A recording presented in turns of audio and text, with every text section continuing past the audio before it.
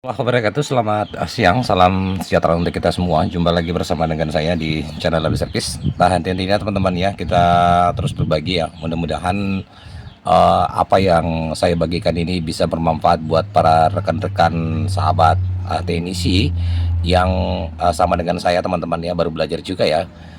Selalu membagikan tutorial yang bermanfaat ya. Dan yang terutama buat para sahabat YouTube saya juga, jika mengalami satu kendala televisi yang kerusakannya contoh seperti ini ya. Ini adalah TV Panasonic dengan tipenya itu 32400G ya, dengan keluhan kerusakan suaranya ada tapi gambarnya itu katanya tidak ada ya. Jadi ada dua versi ya teman-teman ya. TV LED seperti ini, gambar tidak ada, itu ada dua versi. Satu betul-betul panel layarnya ini gelap seperti hitam seperti ini ya teman-teman ya. Kemudian ada yang kedua adalah kerusakan blank ya. Nah itu beda ya teman-teman penyelesaiannya. Kalau kerusakan dia gelap seperti ini biasanya itu yang bermasalah kalau bukan di area inverter backlightnya. Inverter backlight itu adalah satu blok yang menyalakan lampu backlightnya di bagian dalam ya. Dan yang kedua backlightnya sendiri bermasalah.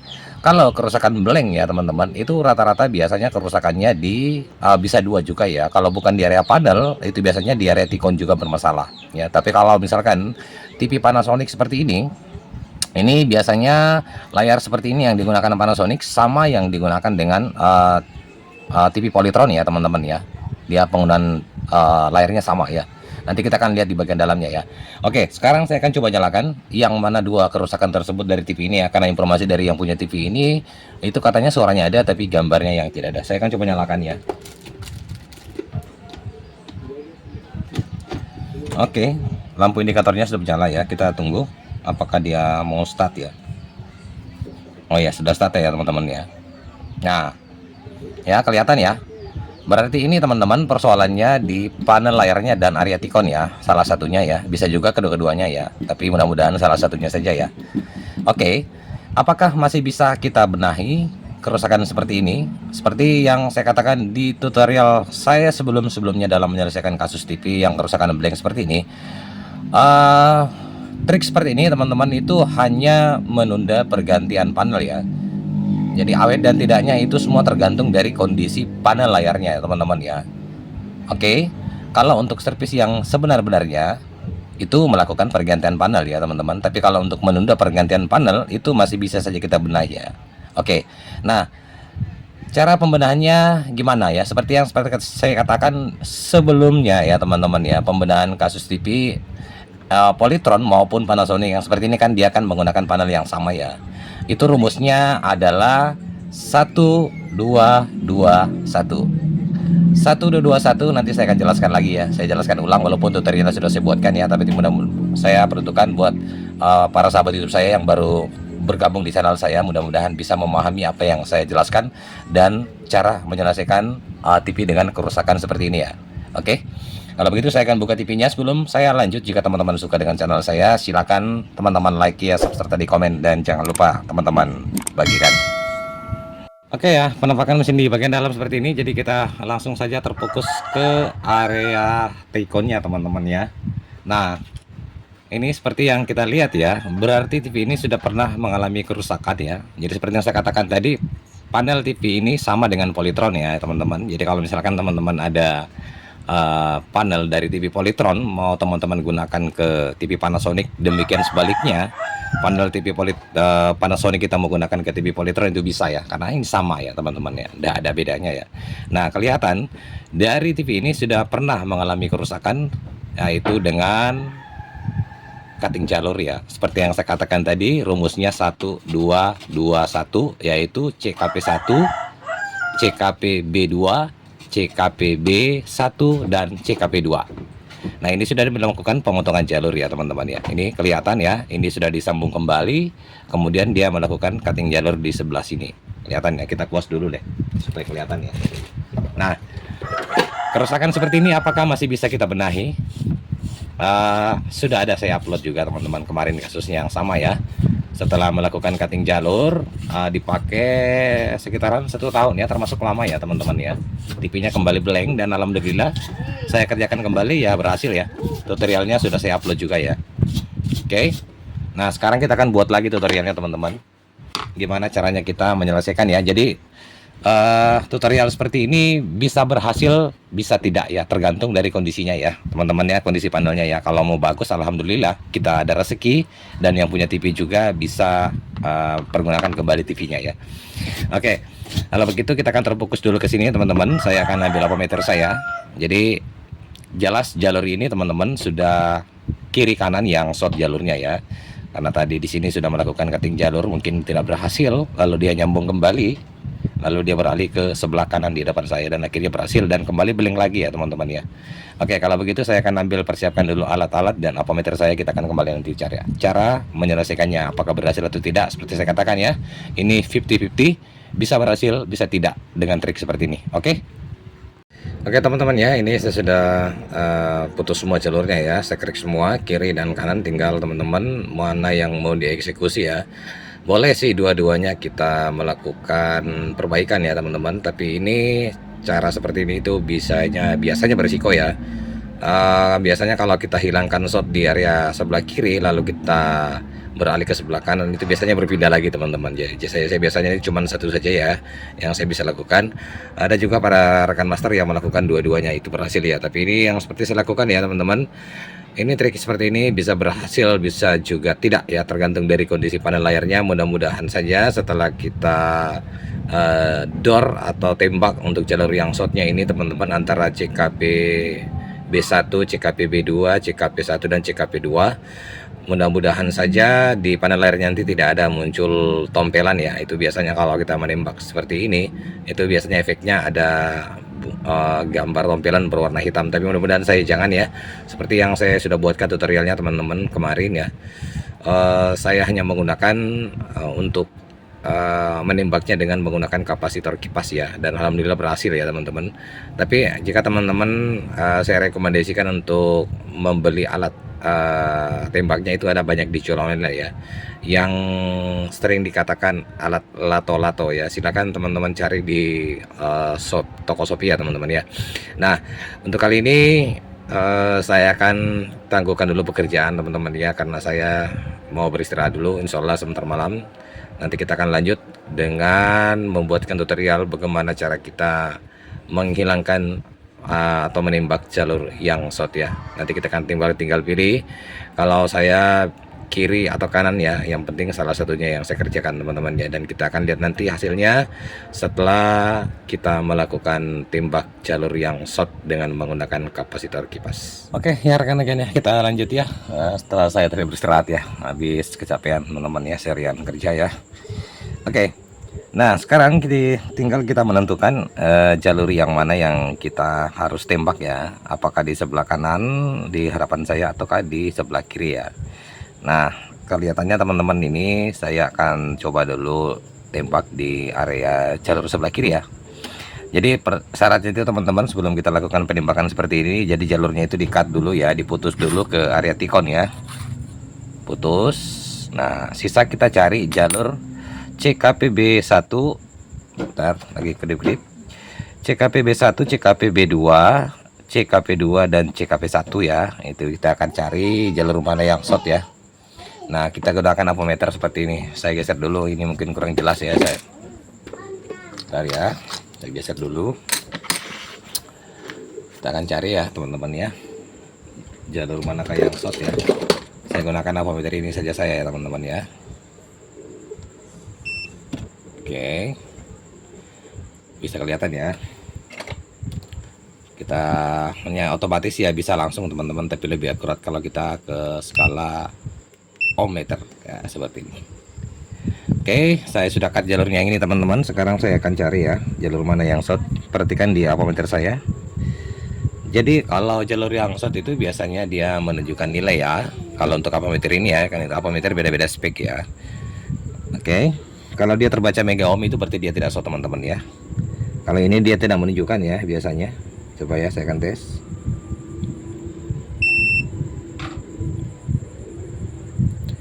Oke, tidak ada, berarti normal ya. Dekat tadi sebelahnya lagi CKP B1.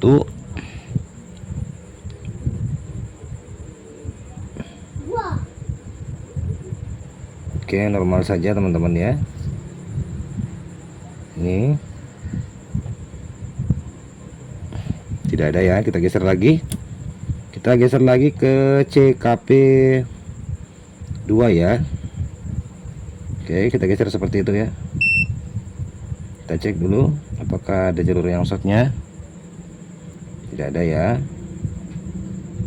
Nah ini ya teman-teman, ada menunjukkan nilai ya. Oke, nilainya itu 449 ya, anggaplah 450 ohm ya. Ini short ya teman-teman ya. Oke, jadi jalur yang short itu adalah jalur CKP B2 dan CKP B2 juga teman-teman ya. CKP 2 dan CKP B2 ya yang short ya. Ini saya ukur lagi kembali sini ya. Bentar, mana tadi? Sini.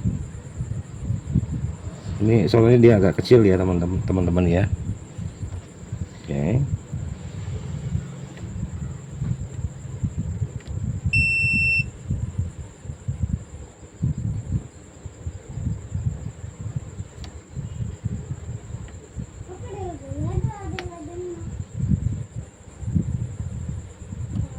Nah ini yang short ya. Jadi yang short itu adalah CKP B2 dan CKP 1 ya, sorry ya. CKP B2 dan CKP 1 yang short ya. Ini ada nilainya 448 ohm ya. Oke. Kita sudah dapat ya yang short. Jadi yang kita butuhkan itu adalah seperti ini teman-teman, sama dengan tutorial yang sudah buatkan ya. Saya pakai kapasitor kipas nilainya 1,5 mikro ya, seperti ini. Itu ya. Nah, kita hubungkan ke steker colokan seperti ini nanti ya. Kemudian yang kita butuhkan juga adalah seperti ini teman-teman ya. Ini yang kita butuhkan. Ini papan PCB dari backlight yang sudah rusak ya. Lalu kita kasih kawat email seperti ini teman-teman. Nah, inilah nanti ujung dua kawat email ini kita sambungkan ke CKP B1 dan CKP B2 yang short yang tadi ya teman-teman ya. Oke, kalau begitu saya matikan lampu perangkat saya dulu, kedip-kedip lampunya. Saya akan sambungkan dulu teman-teman jalur yang short, lalu kita akan tembak nanti ya teman-teman dengan menggunakan kapasitor ini. Oke ya teman-teman ya, ini saya sudah nyambung ya. Saya perlihatkan lebih dekat lagi supaya lebih jelas ya. Jalur yang short tadi itu saya zoom dulu. Nah itu ya, CKP B2 dan CKP 1 ya, jalur yang short. Itu kabelnya saya sudah, kawatnya saya sudah sambung seperti itu. Jangan lupa teman-teman di cutting dulu jalurnya ya, jangan sampai terhubung ke area panel tikon ya. Oke, setelah di cutting seperti itu kita jumper. Lalu nah di sini titik poinnya teman-teman ya. Nah sekarang di sini ya kita lihat ya, saya akan ukur dulu, perhatikan di ampermeter saya apakah nilai tahanannya tadi sama yang kita temukan ya. Seperti ini. Tuh ada ya 450 ohm ya. Oke. Nah, caranya mudah sekali teman-teman ya. Oke. Nah, ambil kapasitornya seperti ini. Lalu kita colokkan sebentar ke tegangan PLN ya. Ini kan kapasitor ini dia akan menyimpan tegangan teman-teman, tapi jangan lama ya, sebentar aja, hitungan detik aja teman-teman ya, seperti ini. 1 2 3 cabut, lalu kita cek. Oke, coba ya, langsung kita ukur lagi apakah masih ada nilai tahanannya. Ternyata masih ada ya teman-teman ya. Nah, makanya seperti saya katakan, hal yang seperti ini itu untung-untungan ya, kadang berhasil kadang juga tidak ya, tergantung dari kondisinya ya teman-teman ya. Saya akan coba lagi. Ini biasanya kalau kita lakukan berulang-ulang seperti ini teman-teman, itu biasanya akan ada tompelan ya. Oke, saya akan coba lagi. Oke, langsung saya tes. Oke, mudah-mudahan bisa hancur shotnya ya. Alhamdulillah teman-teman ya. Oh masih ada. Tak kirain sudah hancur teman-teman ya. Oke, jadi seperti itu ya teman-teman ya. Selanjutnya saya akan coba berusaha lagi dengan cara yang sama. Mudah-mudahan saja jalurnya ini, jalur shotnya ini bisa hilang ya, dengan menggunakan kapasitor kipas tadi ya. Kalau saya buat tutorialnya ini durasinya terlalu lama lagi teman-teman ya. Saya coba colokan lagi, sudah 3 kali kita lakukan penembakan ya.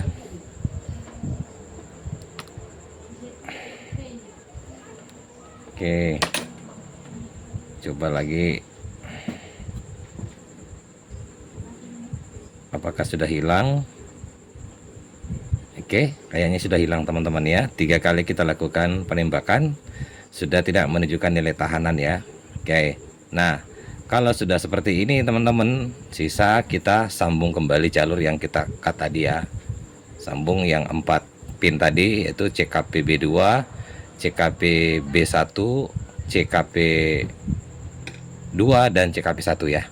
Oke, saya akan sambung kembali teman-teman jalurnya, lalu kita akan pasang kembali, lalu kita akan tes ya, apakah tegangan di area tikun ini sudah tidak terprotek ya. Jadi kalau panel seperti ini teman-teman, itu kalau dia ngeblank seperti itu, biasanya tegangan VO nya itu biasanya muncul ya sesaat, lalu dia 0 volt, itu terdeteksi dia terprotek ya, karena ada permasalahan di area panel layar ya. Nah, indikasinya teman-teman, kalau sudah muncul tegangan VO nya, berarti insya Allah gambarnya akan muncul ya. Oke, saya akan sambung dulu jalurnya. Oke, baik ya rekan-rekan, lagi hujan dan cukup lama juga ya teman-teman ya saya mengerjakan ya. Setelah kita menghilangkan shotnya tadi teman-teman, saya jumper lagi ya. Dan lucunya ini teman-teman, pada saat saya nyalakan dia jalurnya kembali shot berpindah ya. Kemudian saya door lagi teman-teman dengan menggunakan kapasitor kipas seperti ini ya. Berhenti shot lagi teman-teman, tapi pada saat saya nyalakan dia kembali shot lagi. Oke, berarti memang sudah parah di area sebelah kiri di hadapan saya teman-teman ya. Nah, akhirnya saya ambil inisiatif beralih ke sebelah kanan di depan saya, dan jalur yang shot juga sudah saya door tadi teman-teman dengan menggunakan kapasitor kipas ini ya. Alhamdulillah untuk jalur yang shotnya itu sudah hilang, dan kembali ini sudah saya jumper ya teman-teman ya, seperti ini. Kita lihatin ya. Nah itu ya, itu ya. Oke, saya sudah jumper dengan menggunakan kawat ya teman-teman. Nah, untuk jadi di jalur di sini saya lepas aja teman-teman ya, karena memang ini area sebelah kiri sudah parah sekali ya. Saya lepas dan lalu saya jumper seperti itu. Nah sekarang kita akan coba langsung nyalakan ya. Ini berkedip-kedip karena lampu penerangan saya teman-teman ya. Bentar, ini dulu supaya jangan berkedip-kedip gambarnya. Oke, sudah jelas ya. Saya akan ambil lampometer. Kita coba nyalakan ya teman-teman ya. Oke, sudah saya nyalakan. Jadi kita patokan ke tegangan VO ya, atau tegangan VGH ya teman-teman ya. Kalau di Tikon seperti ini, kita akan lihat ya. Kalau tegangan VGH nya itu sudah muncul, berarti dipastikan gambar pasti ada ya teman-teman ya. Oke. Saya pasang crownnya di sini ya teman-teman. Lalu kita akan coba nyalakan ya TV-nya. Bismillah. Oke, langsung saja kita ukur di tegangan VO. Perhatikan di ampermeter saya apakah tegangannya sudah keluar ya teman-teman ya. Sini VO nih.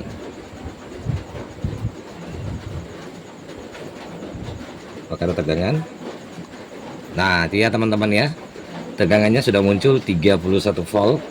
Berarti seperti yang saya katakan ya teman-teman, mungkin saja atau insya Allah pasti ya, gambarnya akan muncul ya teman-teman. Coba saya rapikan dulu ya. TV masih dalam keadaan menyala ya. Saya akan mau angkat panelnya. Coba kita lihat ya teman-teman. Nah, ya kan, rasternya sudah muncul teman-teman ya. Tuh dia penampakannya. Berarti panel ini masih bisa kita gunakan ya.